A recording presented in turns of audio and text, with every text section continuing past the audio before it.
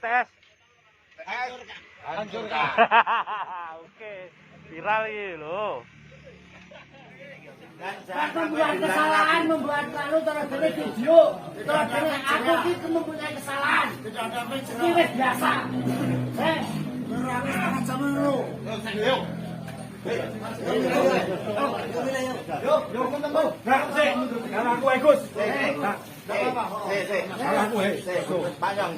Biasa nih klarifikasi terus aku meminta maaf. 1, 2, 3.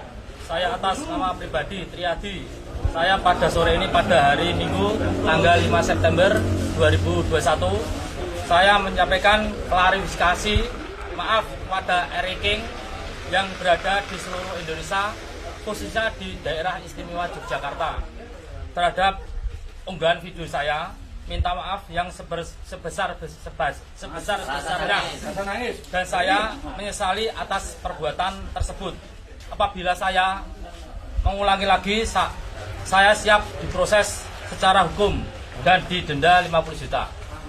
Anak DP-nya nggak, Om?